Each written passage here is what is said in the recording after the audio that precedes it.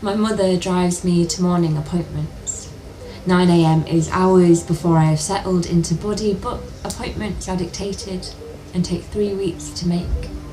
My frustration often misfires in driver's direction. She blinks it away like compliments.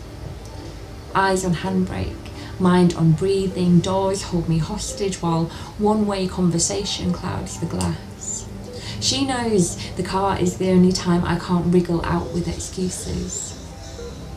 As she talks, traumatic labour and the links to mental health, working mothers and the links to mental health, childhood glandular fever and the links to mental health, she talks herself into blame. Something passed down woman to woman. My gran stood strongest in her kitchen, gravy misted window, pirate's bowl, big as me, full of lard. Food was her heart, and the way to a man was she baked that on my skin early. Feed, stuff, fill. Feed the men, keep 'em happy.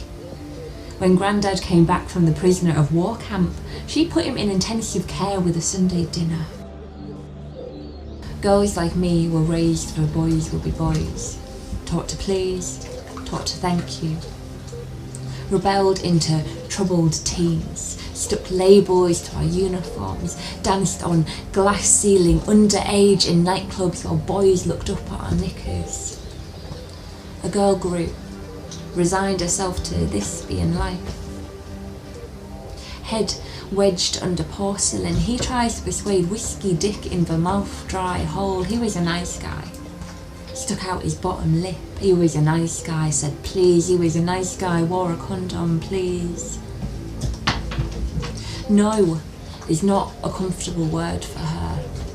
Polite smile, change of subject. He thumbed in pink flesh, and she watched pubes of dust bunnies quiver hokey pokey in each breath. Thought about the first nice guy who took when she wouldn't give. Sweat fresh off stage, another nice guy talks at me while I try and swerve hand and eyes to locate exit. I smile small talk and nod modest while planning escape route and trying to remain open to the fact that this man may not be trying to harm me. It is something I remind myself daily, not all men, not all men, not all men. Later, as I let safety of home wrap around unfolding body, I scroll past an article declaring Me Too has made it a difficult time to be a man. Men talk through headphones, raised books, locked doors. I stay inside duvet. When I make it out, I walk the dog who knows to pull me to ground when I can't breathe. A man stops us, tells me how I could train him better. The job centre is dull Velcro carpet. Chairs picked apart by sanctioned fingertips, no dogs allowed. Large windows boxed grey by towering buildings, vulture hot desk, circle waiting area.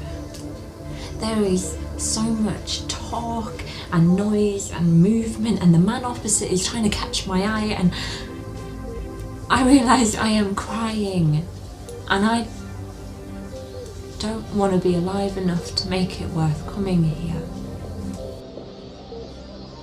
The history my dad taught me was man's, and the women in the history books were burnt, raped, tortured, pillaged, drowned, locked in mother and baby homes, asylums, prisons.